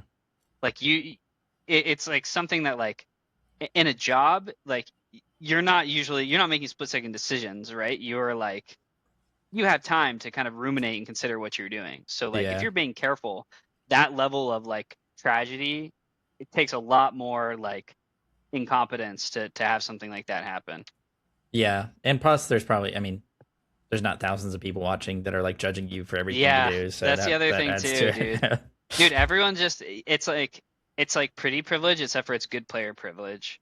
I don't know if people talk about this very much, but like people like you more if you're a better player. Like you go to an event, like obviously you're more popular, people like you more, like people Yeah, are gonna treat you better, people are gonna give you things, like make you feel better. It's gonna boost your confidence. When you're like not the top end player in your role, or you're like maybe on the lower end, like you're walking around the event and maybe people side eye you and they're like, who's that? Like, and that affects, like, people they say whatever, scoff like at that you. affects you, like Yeah, Zapman rolls up and he kills you on the first wave of the game, like, and the whole crowd is just absolutely going nuts. That does genuine damage to your psyche. Like, that's why I have so much respect for people who like pro players for a long time. Like you get better at dealing with it. Like I remember I crashed out so hard, and I don't know if any of you guys will remember this. I was on sore, I think it was. We were making a huge comeback in the qualifier for Worlds. We were in our last game and we were playing against Trix Tank and Fred's team. I don't remember who they were. They couldn't even make it anymore. We were like statistically almost impossible to win. We won all of our games. We beat the hardest teams remaining, even though we lost to the ones we shouldn't have lost to early. And it was the last game to qualify for Worlds. I don't remember all who it was. I give Twig a shit about this sometimes too. We were like in this small studio, and the other players would be watching. They're like 10 feet in front of us, and they're like screaming and yelling, like oh while yeah, stuff's going on, and I can't hear my teammates. And I remember I was so pissed off that people were yelling, and that affected me so hard that I was like, the other people just want the other team to win because they think it would be funny, yeah, basically, yeah. or I think I remember that. Yeah, and like I understand why they think that would be funny, but like to me, like that really fucked me. Like I was so upset about the situation. Like normally I would never be someone to be like getting up and getting pissed in the middle of the game. But like the admins didn't do anything about it. Like they didn't care or whatever. Like And it was just so heartbreaking because that would have been my first Worlds, and we should have been out. It would have been kind of a Cinderella story, and I was with my boy Homie Faye, who I'd played with for so many years, and we'd struggle on so many teams in the past with. Homie. But yeah, that shit fucks you up, man. Like that shit is not good. Like especially in those old, like the early Worlds days when like we were in the big ass stadiums, like early on. Like I remember when I was coaching like C9, like, and you could tell the players, like you could watch like MLC Stealth's face. He gets like outplayed and killed. That's tough, man. That is really tough. Yeah.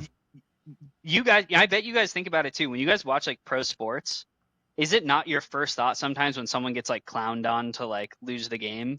Like I think more about how horrible the guy feels that just got clowned on and lost his team the game than I do how good it feels for the guy who just made the winning play. No, Because I'm yeah, I like, do. that guy is gonna think about that for the rest of his fucking life, and it's gonna it will destroy him. Like your mental. It's just nothing could matter more than that to you. It's hard to describe. Wemby literally last night missed the like open mid-range shot that would have won the Spurs the game versus the Knicks in the last like 6 seconds of the game, and I'm sure he's probably like on his way to the locker room just contemplating everything. Like, how did you miss that? How did I do that? He'll never forget it. He'll never forget it. No matter he's probably what. Also thinking like, imagine how good it would have felt if it went in. Yeah, if it had gone in. That's how I think sometimes about like losses. Like 100%. 100%. I'd say like for those people, it's a little different than us because obviously they make like millions and millions of dollars in contracts. So for them, it's like literally the love of the game. Yeah. But for us, a lot of the times it was also whenever you had like a painful loss, there was like the fiscal attachment to it of like, dude, if we just won, we would have had 50 grand or something. Like, even though it's not the right way to think about it, but obviously since we're not getting salaried millions of dollars, it is a big ass deal for us. So I think that was also a super like hardship, like losing big tournaments, and especially if you were the cause of a loss, or obviously everyone attributes to a loss in a team game. Like you can't really solely lose your team a game. Well, you could, but it's an infrequent thing. But no, yeah, I agree, and it definitely has a lot to do with just people looking at you, right, and people commenting things, and as strong as your mental could be, like I had a lot of people say a lot of things about me through my career, good and bad. Like some of the stuff will hurt, and it'll be like, dude, why would you say that? Or like, why do you think that? And like, you wanna just like get this guy in a one-on-one and speak with them, or like crash out, but like, is it worth it? Because there's just 1,000 more of that person doing the same thing, right? Yeah, I remember I tried to switch to ADC. I remember that, and way back in the early days, and I was scrimming in some team with some absolute scrub on the other team playing ADC, who no one had ever heard of, named Panda Cat. So obviously that guy's horrible because that's the worst name ever. Yeah. Put me on, and then he puts me in the dirt, and I literally am like mentally I'm like, okay, I guess I can't be ADC. I guess I fucking suck because I'm just getting soloed by this random guy. Turns out he's going to be one of the best players to be ADC in the game ever. But at the time, I'm like, that's enough for me to be like, I'm mentally like, am I going to be good at this role? I'm like, okay, I guess not. And my team's certainly not going to have any faith in me. I'll never forget that scrim session because it was like the first time. I think I was really subbing for a team too. Like I wasn't even on the main roster. They were just like, yo, can you sub in real quick? And that was actually you were with Homie Faye at the time. I remember. Probably. Yeah. And I remember people were like, wow. And then after that, everything kind of fell into place little by little. So thank you. Yeah, no problem, man. That opportunity. I can't remember. Were you playing Artemis? I feel like you were playing Artemis. Or I think we played both sides in the matchup and I lost, whatever it was. I think you played Apollo and I played Artemis. I think that was one of the matchups, which is a super shitty matchup for the Apollo. Yeah. So it was. I probably didn't know what any matchups were back then. Yeah, I don't recall. I just remember playing well, like that whole block, and it probably gave me a lot of confidence as well, like because I wasn't established by any means, and I was playing against some like names like yourself, and there were some other people like Homie Faye was rank 1 in the game back then, like back when rank actually mattered, or like meant something, not mattered, but he was like top of the ladder always, and just people with a lot of respect behind their name. So yeah. But what I was gonna say, something you had mentioned earlier about just like being able to be self-sufficient and be able to answer things like with confidence and with conviction. I think like this happened to me a lot in Smite as well. You have to like at some point, for me at least, I don't know if maybe you guys can attest to this as well, or you had a different experience, but you have to like step into that role, if that makes sense. So you have to like become the professional, right? And you have to remember that you are the professional and you are doing like you are the person who knows what they're talking about, and you just have to have a level of confidence like with it. So for me, the biggest example is like I've been doing real estate for the last year, give or take. And the first 6 months, I had that same mindset, Tyler, of like, oh, can I say this? Like, what can I say? Like, what's going to push somebody in the right way? Like, what can be informative in a good way? And a lot of that doubt is actually what's going to make you say the wrong thing. But when you step into your role, like, what am I doing? Like, I've been doing this shit for a year now. I know what I'm talking about. And you become like what you are and you accept it and you kind of like wear it proudly. That's when you start to become more, definitely more successful. So. That's actually a very wise thing you've just said. I'll give it I to told Max. you, It's he's crazy. literally Socrates. That's, I can't really. That is actually a perfect description of how it should work, in my opinion. Yeah, So, I can't. completely agree. I can't attest to it though, Max, because I'm not a professional. So. Well, actually, Alec, I had the same kind of thing in Smite, and I always remembered, especially at big tournaments.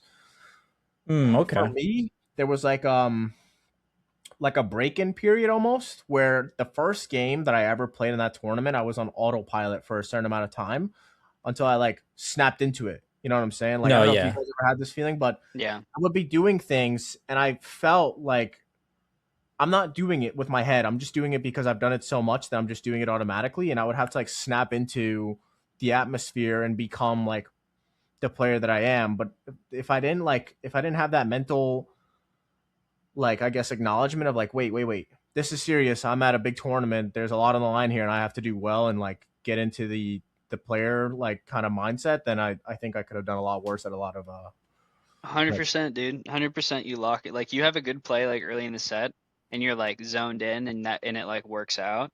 Like, if I like solo kill the other guy or like set up a gank properly and like get an early kill or like whatever, like I'm like you just dial. That's why I think like momentum is a thing that's like kind of hard to explain to some people. Like what you're saying, where you're like kind of you're like out of it a little bit, you're like, I'm on the stage, I'm playing, like I'm gonna clear the waves and calm where people are, and then you don't do anything else, but you forget all these conversations you had about like, okay, we need to be proactive here, like I'm stronger here, so I need to be like being aggressive on this guy, and I need this person here at this time. You're literally clearing waves and you're like, be careful, the jungler's over here. Okay, like I'm gonna back for this item. Like, you're not doing anything, and that's like so bad. But like you're not thinking it's bad, you're just like, okay, I'm just like kind of playing the game. And then you've got these 0 kill 30-minute games. It's because everybody's doing that. That's why, like, if you ever hear pro players, you're like, that should just never happen. Like, you watch League of Legends and Dota where these guys are playing the game 20 hours a day and they're making millions of dollars off their tournaments.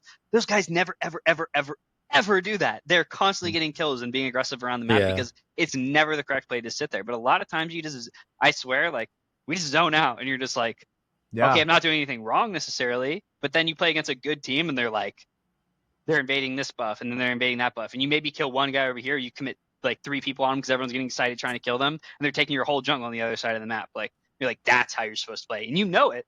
But in a tournament, I feel like it's not uncommon where it's happening what you're saying. Yeah. I think it's like something I noticed for me was like when I would first start playing, it was almost like I was in third person, and like I'm like thinking about clicking my buttons, I'm thinking about how to aim, I'm thinking about what I'm supposed to do. And then once like I make my first good play, or like once I actually start getting into it, then it's just, now I'm just naturally doing everything. Now things are just like flowing, you know what I mean? And it becomes like, oh, I'm actually playing first person now. Like, this is me playing. I think you're just not in the moment when you're thinking too much, and then all of a sudden, boom, you're in the moment. You can actually just play your game and everything. But so yeah, I get it in that sense. Sometimes when I would stream as well, and like, especially like in the heyday, and I could have like 1,000 viewers, I'd look over and I'd see like 1,000 people watching, and I'd be like, why are 1,000 people watching me? You know what I mean? Like that kind of thing. Yeah. Like, how are 1,000 people watching me? Like, we could fill up an auditorium easily with that. And like, I'm just like, it's crazy. And you get a bit of imposter syndrome. You're like, But then you kind of like get into it, and you're just like, well, I know I'd watch me. They think I'm good at the game, and they like watching, and then you just play that role, like you You're do what you're super supposed hot. to.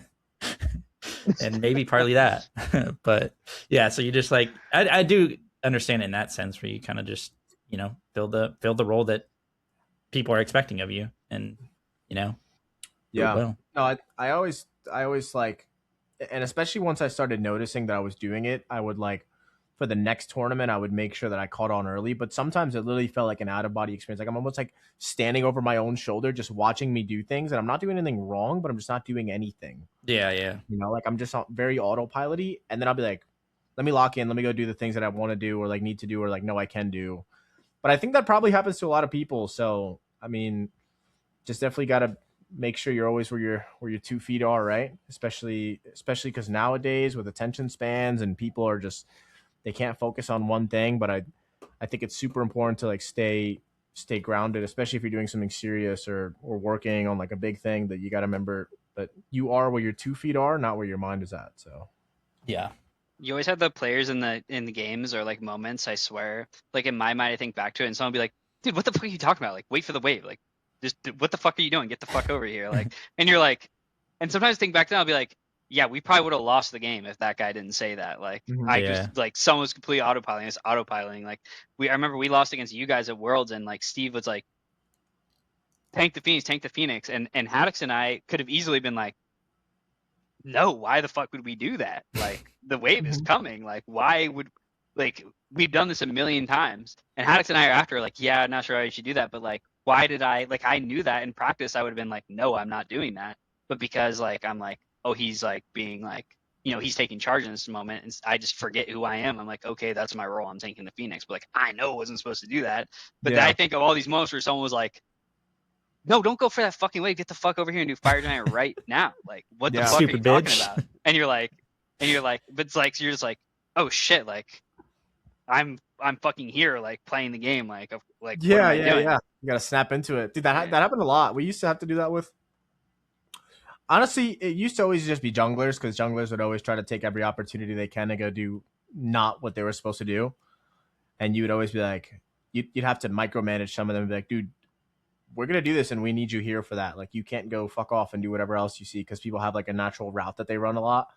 But that was something that a lot of people used to do that, especially for like Fire Giant or if you're doing any objectives or setting anything up, you'd always have to like ping people and tell them like, yo, we need you here, or kind of like let them know that we were all so bad with our relics in the early seasons as well. Like I learned the lesson like harder later on, where it was like, hey, I don't have my beads, but if you guys want to fight, you want to fight. But everyone's like, no, we're not going to fucking, like, just, we have to sit here and wait for that. Like, we're going to just lose the game for no reason. But we used to do it all the time. We would just be like, just get Ares ulted back in the day for literally no reason. Like, we're pulling Fire Giant with no relics on our carries. Like, how did we lose that? What the hell happened?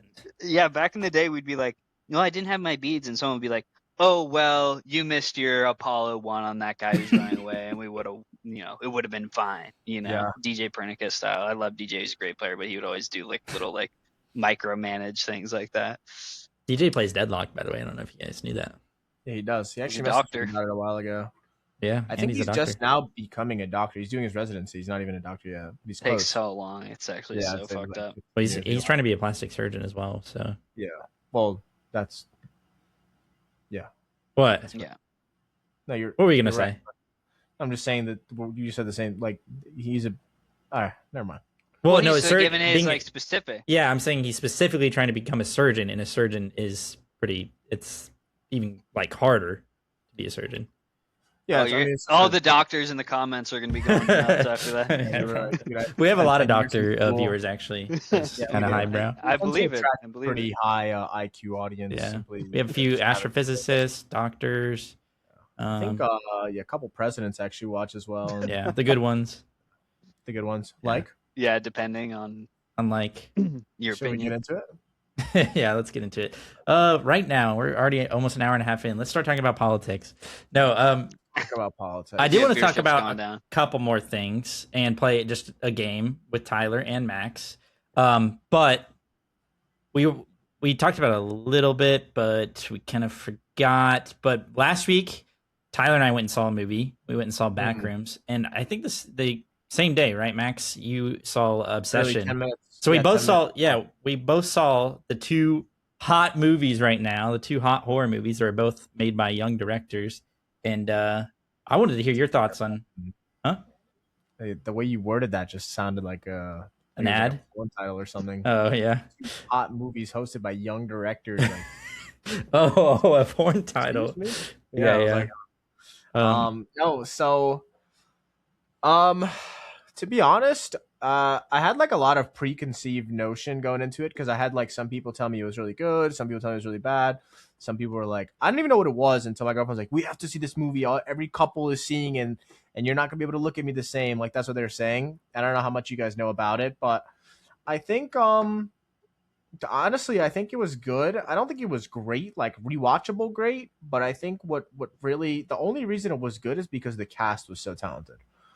Like the way that girl played her part was really phenomenal. Like it was insane. I know my girlfriend was telling me that the main actor literally was scared while they were recording the movie from some of the scenes because she played it off so well. So I think like had it been a shittier actor, I think it would have been a stupid movie, but because she did such a great job with the part and the directors did a really great job at like not showing, like they showed her silhouette a lot and not her face, so it just gave this really eerie vibe really yeah. frequently. So no, it was good. It was a good movie. If I had to give it like an out of 10, maybe like a 7.6 or something like that, 7.6 out of 10. Like I wouldn't say it was the best movie ever, but I think for the concept, for what it was decent. I think the Yeah. ending got a little cheesy, but so be it. Okay. That's Cabin in very, the Woods style ending. The Cabin in the Yeah, Woods watchers. almost. Yeah, that's a good pretty much. movie. I like that movie. But yeah, Yeah, that's it's a good. good movie. I also heard that Backrooms was really good. Yeah. Honestly, sounds like I don't want to speak for Tyler, but we talked about it a little bit. It sounds like we had similar experiences. Probably, like I personally thought it was good, but not amazing. And a lot of people seem to think it was amazing, which is fair. Like, I mean, sometimes that just happens with movies. Like, I think Midsummer, I did not like that movie, and people consider that one of the best horror movies in the past, like 10 years or 5 years or whatever it's been. But yeah, I kind of had the same experience with Backrooms. I liked it a lot. I kind of feel like maybe maybe like sometimes when you hear about things being great, it kind of like fucks up your experience of it when you go into it. You know what I mean? And I'm not necessarily saying that happened with that because I didn't really read any reviews or think about any of that before going into it. Um, but yeah, I definitely enjoyed it, and it was good. And like the actual like the setting and like the places, like the sets that they created for the movie, especially as a fan of the games, and Tyler and I both played the Backrooms together, so we know like the actual like sets and everything were really really cool, like the way that they designed it, and it was pretty awesome. But the story is just a couple parts of the story I just didn't really vibe with. Yeah, I would give it like yeah, probably like a 7, maybe. Yeah, I thought, I mean, I thought it was good. I will say, I think the set design was actually like almost a 10. yeah, Like it was extremely good. I found out like a bunch of stuff, like they bought all of the fluorescent lights like in their whole state or something like that, like or wow. something to like make it happen or damn, whatever. And like a lot of the actors talked about like how crazy it was, and like no one wanted to be on the set alone and stuff. Like it was so like basically the for people who don't know, the backrooms in a general sense has to do with like liminal spaces, which is like empty big spaces or things relating to like nostalgia, that like kind of like go on forever or like have some like extra characteristic to them. It can be defined a few ways, but I think they were saying like the way it affects your psyche is really interesting. Like it's like a very like odd feeling, which is probably why people like find it to be a fascinating concept. yeah, But the set design was extremely good. I actually thought some people had some issues with some of the like acting scenes, especially like one scene like closer to the end without spoiling anything. I actually really liked it. Like I actually think that they did a very very good job. I actually maybe just because of what was going on in my life, I was like I really like understood what was happening with one of the characters for me personally. Like I kind of understood where he or they were. Yeah. But yeah, I think Alex. I mean, like he said, we kind of agreed. The story, Alex. I combined your guys' names. Alec. Well, I guess it is Alex. Alex opinion. Yeah, Alex opinion on it was like close to mine in terms of the story. Like, I think the story was good. Like it wasn't bad, but like it wasn't like there could have been more. Like I would have liked to see a little more meat in the film, like a little less like kind of Yeah. like ambiguity. That backrooms meat. Yeah, but I mean, they could have gone both ways on the meat, as far as I'm concerned. Yeah. I do all the time. Yeah, of course. I mean, when you have the opportunity. But yeah, but I will say, Alec, when I've kind of looked at some other stuff, the guy who made it, and I don't want to get too much into this, it's gonna take Dane too much time. Parsons. Yeah, so everyone's memeing him recently too, which is Yeah, kind yeah, of the funny. memes are funny. He has the whole thing figured out, okay? Like in terms of like how he wants his universe to work. He made the original YouTube series, okay? So he's the Yeah. one who like popularized it. He's not necessarily the guy who made the idea originally, but he's basically in control of this he's thing. the godfather. He's like Benjamin Franklin. He's like Benjamin Franklin of the backrooms. Yeah. And The backrooms. he said in an interview, which I thought was very interesting, no one has guessed like what actually like is going on or the meaning. He said there's one person he ever found that had 2 likes on a random video that had actually fully guessed what it was. But no one has gotten it right. But he's like really mapped everything out, like, and he's taken very careful like steps to make sure that you can't guess it, but that it all makes sense and nothing gets retconned. He said that for the people that really want to look into it, if you like pause the movie and look at things, you're gonna find for people that are like fans, will find a lot. Like he said, so many hidden important things. Like if you really want to look into it, and I have an appreciation for people that craft their worlds that way, because I think that's probably extremely hard to do. So I don't know the validity of all those statements, but I think that there's a possibility, and if I'm going to be optimistic, that as this goes on, if there's like 2 or 1 or 2 or 3 more movies or whatever it happens to be, that like by the end you'll look back at the first movie and you'll be like, oh shit, that's really cool how that ties in, and then it will elevate the first movie. But we'll see what happens. I want to tell you actually, Alec, there's a scene, and I'll be extremely vague so no one could ever guess this, like no spoilers. There is a scene with a character who's watching something, okay? And in that scene, the character had like kind of a reaction. And I was like wondering why they had a reaction, okay? And someone actually explained it, and I was like, I didn't think of it that way. And I love when that happens, because looking at it and knowing why they had that reaction and missing it the first time is like, oh, that's that's so cool. No one was holding my hand, but there was this thing right in front of me the whole time that they like narratively like hid in there. Okay. I think I know what you're talking about.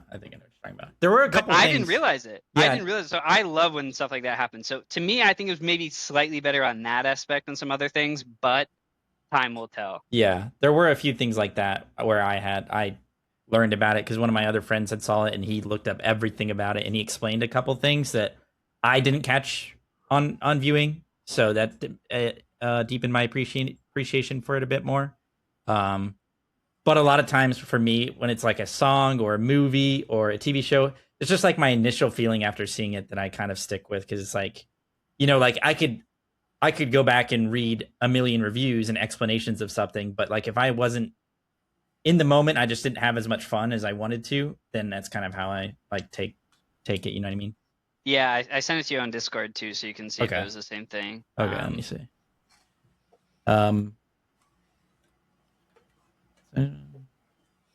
Oh yeah, no, yeah, I did, yeah, okay. I didn't realize that. Yeah, like some people probably would have gotten that the first time, but I think if you can put layers in your film or a show or whatever that make you like rewatching it or like figuring it out later rewarding, I think that's like extremely hard. Now I think it was the guy who wrote Game of Thrones, maybe it was. He basically said, no, I don't think it was him, but there's a quote basically where someone said, and I always think about this, the best way to write a twist in a story is, it was Brandon Sanderson actually, for any book readers out there. He said the way you want to set up a twist is the reader figures it out moments before you tell them. Yeah, right before. Yeah. Because then you get that eureka moment before it's like handed to you, and it's extremely hard to do. So I think if anything ever does that, have to give it props, because that's like such a good feeling as a watcher, reader, or viewer, or whatever. Yeah. Agreed. What's your guys' next little date idea? We wanted to go see Obsession as well. Because that's out and it's good. Yeah, Alex said he's going to pay for my ticket tomorrow. I think we're going to see it. We're going to do the couple seating on a sofa with and they bring you instead of popcorn, they bring you a bucket of grapes, and you stand over your partner with the grapes and feed them. And mistletoe? Yeah. Or they bring you a bucket of popcorn, but there's like a secret compartment that you can. Oh, like the Dune worm bucket. Yeah. No, I think he's talking about something else, Alec. Oh. It's fine. I'll just go ahead and get it set up for the next. Yeah. Just get it set up and have it resting like right above your lap. Okay. You know, so when he reaches in for the popcorn, he gets a pleasant surprise. You know, funny enough, Curry Barker, I think his name is, who is the director of Obsession, who was a YouTuber who did a bunch of skits. He had a skit where he what was it, a popcorn or something? Yeah, he had, or like a bag of chips, and he had it in the skit was he had it on his lap. Oh yeah. Yeah, and then he's like, "Bro, you got to try this." He's like, and then the guy's like, "No, I'm not hungry. I'm not hungry." Or what was it, his girlfriend or something? Yeah, it was his girlfriend. Yeah. He's like, "You got to try this." And he's like, "No." She's like, "No, I'm not hungry. I already ate." Blah blah blah. And then his actual friend comes in, the dude, and he's like, "Oh, dude, I'm starving. Can I get some of that?" And he's like, "No, you can't have any." That's funny though. It's funny that he is also the director of like that movie made like 100 million now, and it only costs like $1 million to make. Dude, yeah, that movie. Dude, that was the first time in a long time that I've seen a movie theater packed. Ours was packed too for Backrooms. Yeah, that's what I'm saying. Backrooms and Obsession. I think there was another good one. I'm actually maybe gonna go see Scary Movie 5 tonight. 5? Yeah. Is it 5? Yeah. Oh yeah, true. I guess that makes just sense. Released yesterday. I'm gonna go see it because I'm a big Scary Movie fan. Yeah, I love the scary movies. They really love to push like political and like what's going on in the world right now, like buttons, and they like to play jokes on them, which is always fun.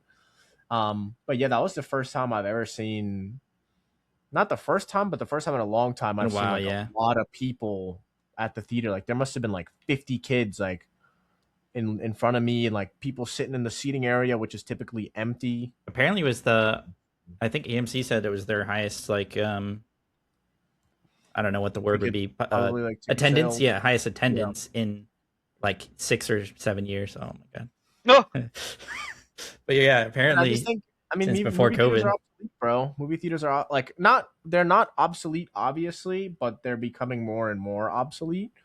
But I personally love the movie theater experience. Yeah, ours is almost like people were like telling each other to like shut up and stuff. With like there was a lot of yappers at the beginning before the movie started. A lot. Like people were like shh. Some guy's like, nah, that's funny. The guy behind us said something like, are you gonna make me or he was like snapping back at the person who was like telling him to shush. But everyone was like locked in when the movie started, thankfully. Yeah, that's good, dude. That's the experience, bro. Everyone's gotta. I don't understand people who would go to a movie and talk to like you could do so many other things. Like, just shut up, man. You know you pay to be there. I don't know. It's kind of crazy. Hokum is the one I think that people said is supposed to be good as well. Oh, I saw that. I watched it. Oh, I liked it. Yeah, I liked it a lot actually. What is that? What's the actor? Adam Scott. What's his name? Adam Scott. Yeah, he's really good. Yeah, he's Severance as well. Yeah, it's really good. I really like it. It's like one of these cozy horror films, in my opinion. I like horror films like that. They're like dude, you know what's wrong with like literally what we're talking about right now, movie theaters being obsolete. I could just buy this shit on YouTube right now for $20. Yeah. I mean, it's not the same experience, but yeah, I mean, no, but that was never a thing before. Like, there was such an exclusivity portion to going to a movie theater, but now that's gone. Like, whatever you're watching in movie theaters is either already out or you could just buy it. Yeah, they have to make the money that they would have made before. They have to have it on streaming. They have to have it on YouTube. Yeah. No, I understand the business side of it. I'm just saying it's lame. Yeah, because like before this happened, like we went to go see a movie, with Seth Rogen and the other guy, like when they switched lives. This was out like a couple months ago. It was an interesting movie. It was fun. But I remember seeing it and I was like, oh, it was a pretty cool movie. And then literally the day after, it was like out on YouTube to buy, and I was like, wait, what? Dang. I could literally just watch it on YouTube and not go into a movie theater, even though I Yeah. enjoyed being at a movie theater. But I just feel like the point of the movie theater is like almost gone now. Yeah. Unless you just the big screen and the popcorn still has its like exclusiveness Like to it. IMAX and stuff. Like did you see Yeah. the Odyssey? It's all in IMAX. Like the difference between the IMAX, it's like you're missing half of the movie if you don't watch it in IMAX for the Odyssey. It's insane. So stupid. So like if you just aren't in an area that has IMAX, like you're just screwed, buddy. Like unlucky. Dude, it's funny because every film person just thinks that's probably the worst thing that's ever happened. Yeah. Like that they're like so particular about like how like you shoot like the ratio of a movie, like for it to be inaccessible without a particular screen is just insane. It's a nightmare. Yeah. I saw people like memeing. I saw like one meme. It was like this guy's like, yes, just got my seat for the Odyssey. Like I'm so excited, and they're the only person in the whole theater, and they're right in the middle, right in the front, and the screen is like looks like it's as big as a lake in front of him. It's like, yep, I enjoy it, man. Some neck problems, neck pain. Well, we're approaching an hour and 40 minutes. 2 hours, bro. But yeah. I don't want to end there because this relates to what we were just talking about, and we can kind of lightning round this. So I just want to play a quick game with Tyler and Max, if you would like to. No, I don't like I'd Tyler. like him. I'd like him too. Okay. It relates to what we were just talking about. So Tyler's a huge fan of movies. We also often play, what would you call, friend slop games? Me, Tyler, Neil Ma, and Sam. We haven't lately, but we definitely should. But do you guys play that game where you have to get over the mountain and then peak? Go to the peak? Yeah, that game was good. Hard. That was fun. Yeah, that was a hard. Yeah, it was one of the better ones for so, sure. On that note, I just wanted to give basically lightning round you, Tyler, a little bit here and get your answers to some of these things. So, starting with the friend slop, what do you think has been the best friend slop game that we've played as a group?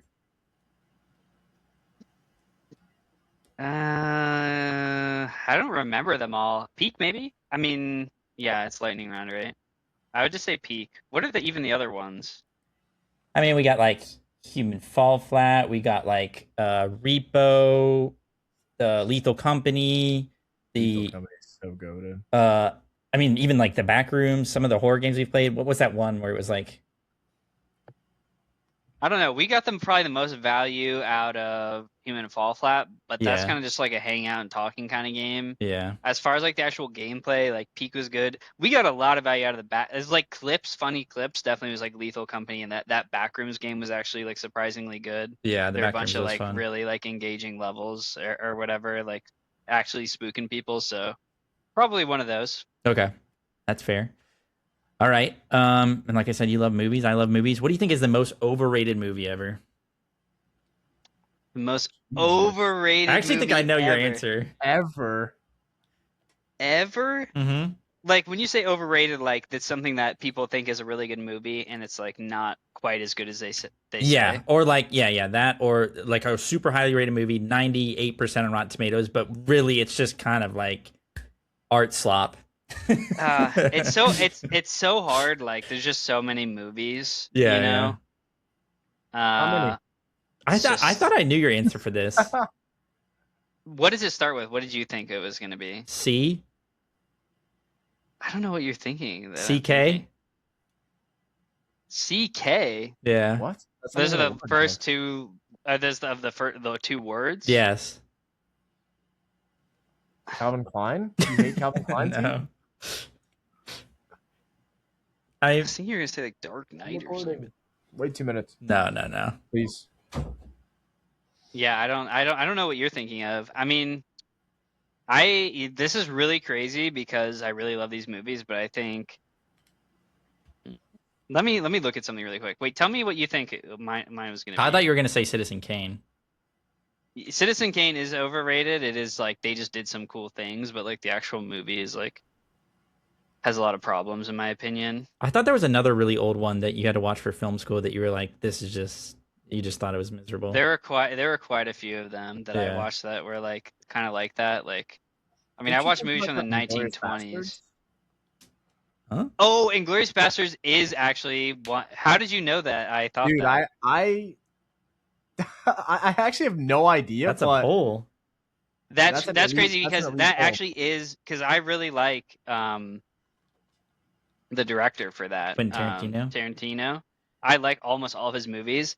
I just for some reason didn't like. I thought it was a good movie, and there were moments that I thought were really good, but like I thought it was more of a less of a good like. He's usually like more of a like artist, and I feel like that was like like a lot of film things he was doing. If I'm just Yeah. gonna be super like critical. I don't think it was one of his better movies. I actually think that it was not that great of a movie. I didn't enjoy Okay, it there you very much. go. That's a Dude, good how did answer then. I That's a good swear to answer. God, I think we had this conversation at one point with people. Psycho is as well as like a really old like classic horror Yeah. film. It was like it's a lot of these movies that they did it first, right? So it's like they innovated, but like going back, they really didn't like they were so far away from what would actually eventually make it Yeah. like a really good concept. Like Psycho is like if you go back and watch it now, it's like just not good. The Yeah. idea was like, oh, there's a guy who looks like a nice guy, but he's actually like this evil, like He's a bad guy. deviant, Yeah, it was who's based on like the preying on this girl. serial But he killer. looks like well put together. So it's like back in the day, like if someone was normal, they looked normal. That's what people thought. Like as Yeah. crazy as it is. So it was like that was the kind of the scary thing. But looking back, they did a lot of things wrong in that movie as well. I actually, if I were to give my hardest take by far of overrated movie, I would say the first Godfather. I actually think is slightly overrated. Oh, It's damn. extremely good, and I love like mob cinema. But I actually think the second one blows it out of the water, and I think the first one is not quite doesn't quite stand up to it. I think it's a fantastic movie, but I don't think I would put it in my top 10, which is a sin for a lot of people. Okay, that's fair. That's a good. That's a hot take. I'll take it. Oh, I was gonna say the movie Psycho is also based on the serial killer Ed Gein.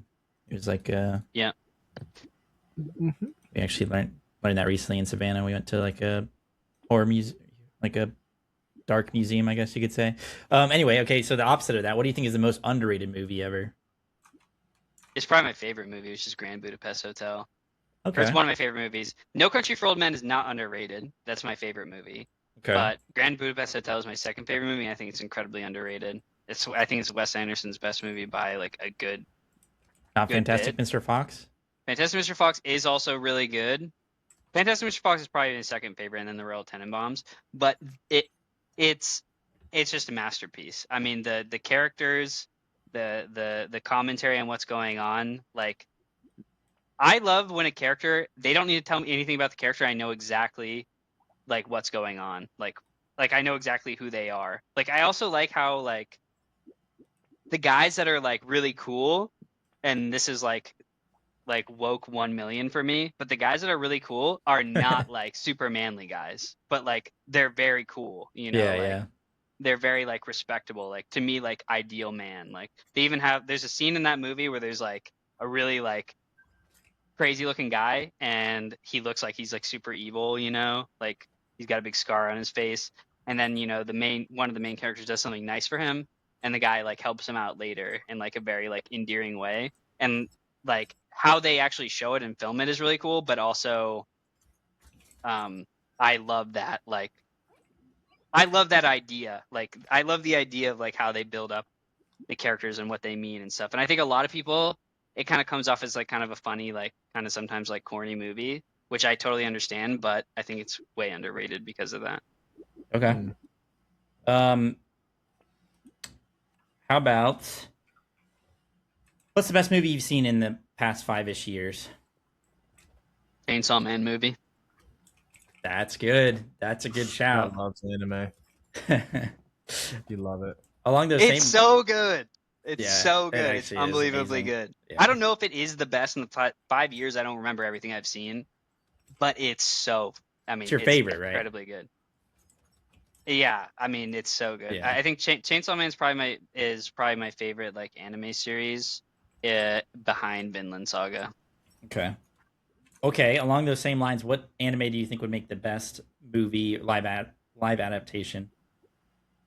Live adaptation is so hard, man. Yeah. I swear it's so hard to just not be corny. Like I almost don't want to see anything like that. I think there's a new anime coming out. It's called Witch Hat Atelier or Atelier, depending on how you want to pronounce it. But it's kind of like Harry Potter-esque a little bit, so I think that would actually translate really well onto the big screen. Because like how they like do their like the magic system is like based off of like drawing sigils, and I think that would like look less corny than like someone just putting their hand up and fire coming out of it or something like that. I think that looks kind of lame. Yeah. So yeah, I don't know. That's a tough one. That's fair. And then honestly, give me let's just hear. I think you just said it actually. Your top 3 anime. Probably. You guys love anime. Cowboy Bebop. That's Ca- super gem. So Cowboy Bebop, Vinland, and Chainsaw Man. Yeah, probably. What about One Piece? I don't have anything against One Piece. It's just too much for me. Like there's like too much going on. There's too many characters. I'm a big hater of like I feel like the best stories have like 10 or less like important characters, but in One Piece it's literally like 100 characters. Like I think you can't keep a story contained with that much going on. I think it's like I'm sure like it's entertaining to watch enough, but to have like serious something has to have really good like serious substance and like meaning for me, like as like pretentious as that sounds, and I don't think One Piece really has that. Sorry. I know it's super popular. I went to this con recently, like 30% of the people are wearing One Piece stuff. I know it's like omega popular, and I've watched a good bit of it, but it's like 1,000 episodes. Like, yeah, it's too much. What are we talking about? It's a chore. I just think the craziest thing, and I'm not an anime watcher, is just having that much content, like from the writing side, right? Like writing out 1,000 episodes and still having some kind of like that's why like theme. You gotta watch like Jujutsu Kaisen. Like Chainsaw Man is 1 season, 12 episodes, and 1 movie. And by the time it's done, there's no way it'll be even three times that, probably, maybe at most. Like Jujutsu Kaisen right now, it's 3 seasons so far, but like everything that's happening from the very beginning, you can tell like it's all completely planned and mapped out. It's all like part of the same story. There's not side stuff going on necessarily. It's like cut from the beginning to the end, clean finish. At least that's how I see it. It is one little like side part I'm not a big fan of in the first season, but for the most part, I think we need to get Max to watch anime eventually. I think a good starter anime for him would be Death Note. I think you would like it. And do you think Death Note? A lot of people say Death Note. I it's feel just like short. I always want to jump. That's true. It is short. I feel like I always want to jump people into like Jujutsu Kaisen. Yeah. I mean, that would. It is setting the bar high. Like you're really just. The animation expectations would get a little crazy. But I'm like, I will tell you, Max, like that, like I made someone else, a friend of mine, watch this recently who was like anti-anime, and he was like, we were watching an episode, he's like, okay, we're watching another one. We watched for 6 hours. He was like, I can't believe like it was actually that good. Like I can't believe I just almost didn't watch that. That's the thing. That was insane.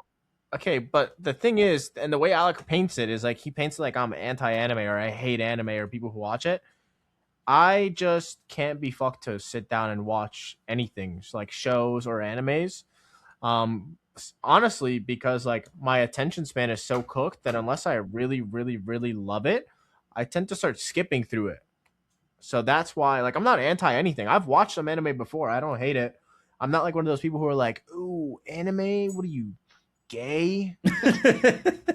Like, even though I did say that before we started recording, and I was going to make a June joke and say that this is the perfect month to start. But I don't know. I just always love, like, the people who, like, anime fans always take such offense to people who don't watch anime because they think, like, dude, I don't even, what you're going to say, I don't even think that's true. My biggest offense is that I think people will love it. Like, so, not everyone. Like, I can usually tell. Like, there's some stuff that I think is just complete slop, like horrible. And what I think, like, I think that people think it's going to be these other types of anime that I'm thinking of that are like, like cringe. Like, yeah, just like cringy, like people like making unaware jokes, overreacting to things, like girls with their just like titties out or like whatever. Like Max is like, wait, which one of the girls like, like they're all in like young high school or middle school, and it's like I'm an adult, Never mind. Max isn't like that anymore.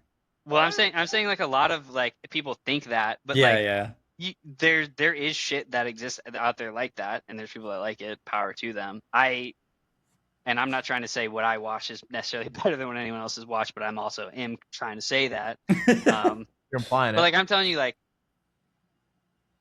Jujutsu Kaisen is just so good. Like the animation, like I won't say the writing is like the craziest thing that's ever happened, but there's a lot of really good, like well thought out stuff happening, and the characters are extremely good, like and well, there's not characters where I'm like, ugh, this sucks, Oh, or it's that time guy's for making this me person's cringe. screen time. I'm like, Okay. like after a certain part, in the series, you're just like, holy shit, that's awesome. Holy shit, that's awesome. Like that guy's the fucking goat. And you're like, that makes sense. That makes sense. Instead of like, oh wow, this guy just showed up and he's way stronger for no reason. Like, cool. You're like, oh my god, Yeah. this guy showed up. He's perfect moment. He's got the perfect thing. He's like, this guy's like a complete badass.